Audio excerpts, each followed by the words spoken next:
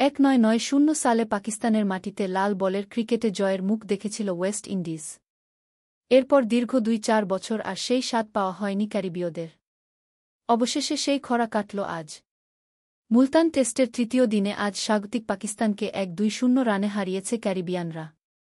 এই জয়ে সিরিজে ১-১ সমতা ফিরিয়েছে সফরকারীরা। প্রথম ম্যাচে ১-২-৭ রানে জিতেছিল স্বাগতিকরা। ওয়েস্ট ইন্ডিজের ঐতিহাসিক এই জয়ের অন্যতম নায়ক জোমেল ওয়ারিকান। টেস্ট ক্যারিয়ারে দ্বিতীয়বারের মতো ৫ উইকেট পেয়েছেন তিনি। ২ ইনিংস মিলিয়ে তার উইকেট ৯টি।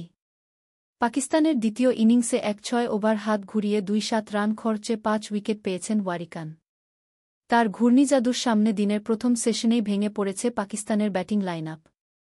ওয়ারিকানের তোপেই ১-৩ রানে অল আউট হয়ে যায় পাকিস্তান। আর তাতে ২-৪ বছর পর পাকিস্তানের মাটিতে জয়ের মুখ দেখে ওয়েস্ট ইন্ডিজ।